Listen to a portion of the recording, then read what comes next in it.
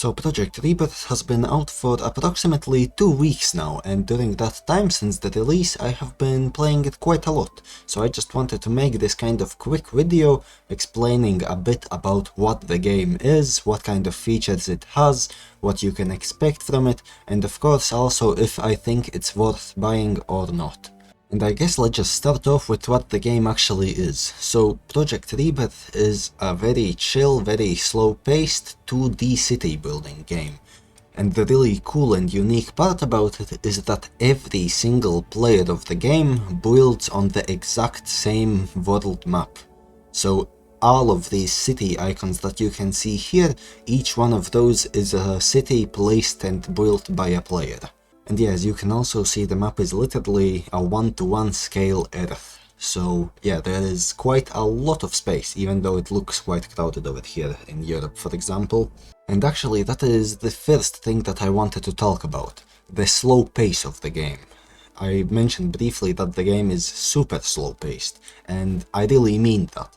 Because every day in the game is an in real life day. So for example, here you can see that I am producing 1.2 thousand wood per day, and that 1.2 thousand is each in real life day. So yeah, this is really the kind of game where you progress quite slowly and build your city over multiple weeks, multiple months, maybe even multiple years. So if you are looking for a city builder where you can build just a giant metropolis in a single afternoon, then this will not be the game for you. Another common concern that I have heard people have is that with all the players on the same map, they will run out of space and the map will be too filled. But as you can see, I mean, for example, in Africa here, it's basically empty still. And even in Europe, where it's really densely populated, like let's zoom into one of the most dense areas, like around here, you can see that the starting area for each town is still quite small. And that is simply because the Earth is a huge place and most people really underestimate the size of it. So once you start a town, you basically start out with a 1 kilometer radius where you can build in, and of course you can also expand this later with some special buildings. So yeah, you are not just limited to this radius, you can also expand in the future.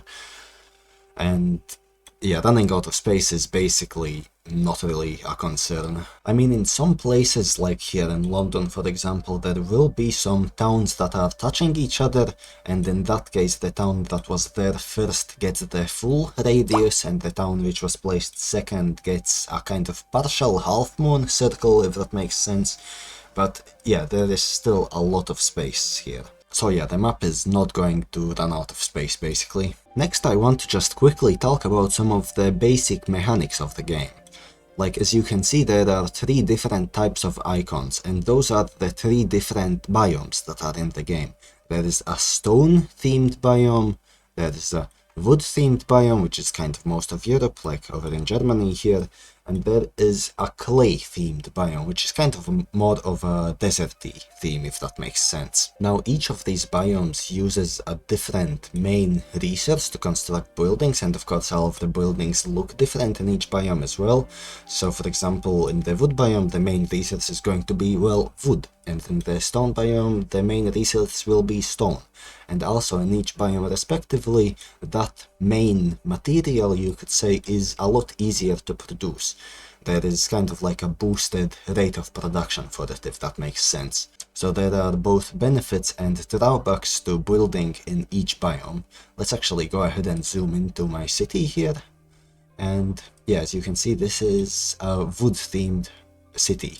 And so yeah, all of the buildings are going to be made out of wood, and my main kind of source of resource income will be these woodcutters. And I have just placed a lot of just the woodcutters because those are the most efficient, but they also have some sub-buildings like the nursery and tents, and there's also sawmills, but I don't have any of them placed right now. And yeah, for the stone-themed biome, that is gonna be quarries instead of these, and for the clay-themed biome, it's gonna be clay pits. I should also mention that any of the resource production stuff can be placed in any of the biomes, like even in the wood biome here, I can still place a quarry, but the difference is that it will not be nearly as efficient as in the stone biome. So it might even make more sense and be more efficient for me to actually buy the stone from somebody with a stone themed city, if that makes sense, instead of producing it myself. And yeah, I guess that is the next thing I can actually talk about. That is some of the more mid-game and late-game features that are unlocked as you progress. Because it is not just building and being able to see other people's cities, you can also interact with the other people. And the first thing I will show is the trading, because that is the only kind of mid to late game thing that I actually have unlocked so far. So we can go to the market here and we can see that people are selling some food, some wood, some clay is also being sold, some stone. Basically a bunch of different stuff is being sold. And so that is the buy section. You can also go to the sell section and see buy orders that people have placed. Like here, for example, I can sell 92 wood for 34 cents each. So yeah, that is not really that good of a deal for me, so I'm not gonna accept that, but you see the idea. So you can either fulfill the orders that other people have made, or you can go to the my orders section here and make your own sell orders or buy orders, basically saying that you are willing to sell X amount of resource for Y amount of price, or buy it in the same way. You get the idea. And of course that is not the only extra feature that the game has. There's also like alliances, there's also exploration, and there's also like research and knowledge and stuff like that. But that is a lot more of a late game thing. Like here, if I go to research, you can see that there are universities, for example, but they are very, very expensive to place, and nobody has achieved that yet within the 2 weeks. And I'm actually not too sure how in-depth these features are, because while I did get to play the pre-release version of the game, as you can see on my channel, I have 2 videos on the pre-release version. Back then these features were not really finished yet, and well, now they are. But I don't really know how they work yet, because I have not progressed that far at all. And I guess since I'm showing you this wood-themed city, actually, let's just go back to the menu real quick. And I can also show you my other themed cities. Oh, and in the menu here you can also see the total population of the world right now. So that's a total population of 88,291 across all the towns that have been placed right now. And that is almost 1,600 towns that have been placed already. So it's quite a lot. But yeah, if I just go to enter world, you can see that at the start you have 3 save slots, and I have just made a city in each of the biomes. And then you also unlock slot number 4 and slot number 5 as you reach some population milestones. So yeah, let me just go ahead and enter into my clay themed city to show how that looks real quick. And yeah, so as you can see, this is kind of a more desert themed city, if that makes sense. So all of the buildings are, well, I'm not really even sure how to explain them, but well, desert themed. And if I go to place housing, then you can see that they also cost clay in this biome instead of wood as in the previous one. I'm not sure if I showed it or not. And yeah, to get clay, you mostly do some clay pits. So I have a whole bunch of them here, and I am producing 1.4 thousand earth. It's actually called in game not clay, but let's just call it clay. So I'm producing 1.4 thousand clay per in real life day. And I guess I can also show really quick that I have a little kind of wood production area over here. Even though this is a clay city, I still need wood for some upkeep of houses and stuff. And if I just click on these, you can see that this is, for example, producing 20 a day and using up 3 people and 0.5 tools per day. And if I click on this actual woodcutter, you can see that it is producing 5 per day. While, for example, in the wood-themed biome, where the production rates of this is boosted, it actually produces 30 wood per day. So yeah, you can see how there can be some advantages and disadvantages to each biome. So if I'm in this biome, it might even be cheaper for me to go to the market and buy some wood instead of producing it myself. And I guess I can also show you what the stone themed biome looks like real quick. And so here is my stone themed city. As you can see here, I have gone for a bit more of a apartment building kind of look, or like a bit more kind of row house look, or I'm not really sure what you would call this, but I think it looks really good as well. And here there are some maybe more expensive private homes like that, and yeah, you get the idea. And in this biome, obviously, I will need some stone to build houses. So if I just hover over this, you can see that the construction cost for the cabin is 80 stone, for example. And for that I need quarries, which are these, which I have placed all over a bunch of islands all around the place here. So yeah, those are kind of the three main biomes, and I say three main biomes because there is actually a fourth one that I did not mention earlier, and that is the ice sheet biome, which is basically in the Arctic wasteland areas of the world, and that is kind of intended to be as like a hard mode for the game, if that makes sense. Okay, bad example, this guy has not built anything yet. Maybe this guy has. Yeah, so this is kind of meant to be a hard mode of the game, if that makes sense. So you can't really grow any crops for food there, you can't get any wood from trees because, well, there isn't any trees. So yeah, that is kind of like a hard mode of the game.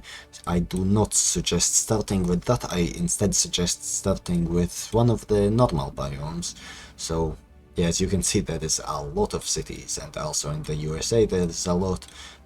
South America is kind of a little more empty, Africa has a few cities, Asia has a few, so yeah, there is a bunch of cities all over the world, more or less. Now I will also mention that before you buy it, there is actually a completely free demo version of the game. Now, in the demo, I'm not sure if the demo really does that good of a job of showcasing what the game is, because the demo is just the sandbox mode. So in the demo, this kind of enter the world button, which is the multiplayer, will be grayed out, and you will only have the new sandbox button. And if you just go into the sandbox mode, then I can actually show you, I guess, how starting a city looks like. Because in the sandbox mode you actually have infinite resources. You can just kind of try out building, see how it feels, see how the mechanics of the game feel and stuff like that. Once you first load in, you will see the globe. Obviously this one is empty because it is the sandbox mode, but you will see a whole bunch of different towns that are already placed on it, and you can zoom into basically anywhere in the world. Like, I guess let's just go near this lake here in Italy, like over here for example, and you need to place your center. So you click the little hammer, click the center, and you can rotate it with Q and D, and you can place it. And yeah, so once you place your center, you will get some starting resources, and from there you basically just expand.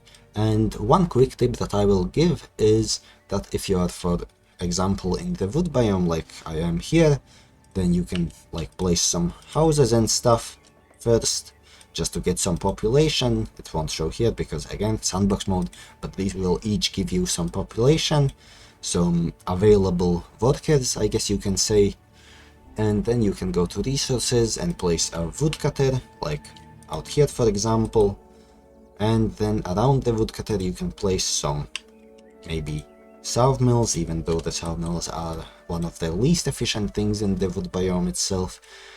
But you can also place like tree nurseries if you want some beautiful like gardens like that. And yeah, that is how you are gonna get some wood protection. And then of course you can also kind of take the road tool and build a little road connecting everything up, kind of like that. And yeah, that is basically how you can just build your town. I should also mention that the tools of like the road tool and stuff like that can feel a little bit unintuitive at first, because like, as you can see, this path tool, it kind of makes a natural curve between your points, but you can get used to it. And I have definitely gotten used to it, and it doesn't bother me at all. And I guess I see a bunch of new people struggle if they want to make some 90-degree turns, for example, so I can just really quickly show you how you can do that. So you can either place one road, and then you can just put it in the other direction. Let's just move this out of the way, and then you can just put it in the other direction like this and make a 90-degree turn that way. Or the other way is that you can kind of just make an L shape like this and just grab a few of these nodes and place them closer to the corner like this and make a 90-degree turn like that. So yeah, basically the tools might be a little bit unintuitive at first, but you really get used to them quite quickly, and once you do, then they are pretty great. So yeah, this is kind of like the sandbox demo mode, which is available on Steam for completely free if you just want to try out the sandbox mode of the game. But if you want to play the multiplayer version, then it is a paid game, of course, because, I mean, the developer has to eat something still. So yeah, well, what are kind of my final thoughts on the game, and is it worth buying in my opinion? Well, personally, I absolutely love the game, but I mean, I have been following it since the pre-release. I was also a supporter before the release of the game, and I feel like because of that I do have to mention that since I was a supporter before the release of the game, I was actually sent a game key for free. But I should also mention that I actually didn't even notice the game key in my email before purchasing the game myself. So while I did receive a key for free, I still paid for the game myself. And I do think that for me personally it is absolutely worth the price. However, it is definitely not a game for everybody. There is a lot of people who are not going to enjoy the really slow-paced concept of the game. There is a lot of people who want something a little more like City Skylines, for example, where you can build a huge metropolis really quite quickly. So for those people who are looking for a faster-paced city builder like that, this is not it. You are not going to like this game if you are looking for something like that. However, if you do find the kind of one-to-one world scale and everybody building on the same map interesting, as well as the kind of slow pace that you can progress over multiple months, not just kind of play it for maybe a week and never see it again, then I think you are really going to enjoy this game, and I can definitely recommend buying it. And lastly, I will also mention that I am recording this 2 weeks after the release now, so it is still a very new game. You can also see the text here that this is an early release, so there is still some issues, there is still a few bugs in the game, so just be kind of mindful of that if you decide to buy the game. But the developer has been really very active in fixing a lot of the bugs, and even in these just 2 weeks, most of the bugs have been fixed already, so I don't really expect that you will encounter too many issues when trying to play the game. So yeah, once again, in conclusion, the game is really good if it is something that you are looking for. If you enjoy the kind of slow pace, idle part of the game, if you enjoy the one-to-one scale Earth map of the game, if you enjoy that everybody is building on the same map, like I can basically just go to any town and click on it and it will zoom in, and I guess I just kind of picked one of the most beautiful ones that is out there, but yeah, you can see other people's builds as well. So yeah, if you enjoy kind of that part of the game, then it will be for you, and I think it is definitely worth getting. However, one of the kind of negative parts of the game that I can think of is that the game doesn't really do a great job at explaining what you need to do, at like giving you a tutorial and explaining how everything works and stuff like that. So for that, I really suggest joining the developer's Discord server. You can find the link to it if you just click on the gear icon here, and then there is both a Discord button and there's also a wiki, but as I'm recording this, the wiki is still kind of a work in progress, so I think you are best off just joining the Discord server and asking some questions there if you don't understand something. But yeah, other than that, I think it is a great game. So yeah, that is basically gonna be it. I just wanted to kind of talk about this game a little bit. So yeah, I guess see you whenever I upload next. I don't seem to be that consistent on this channel, so yeah, whenever that is, I guess.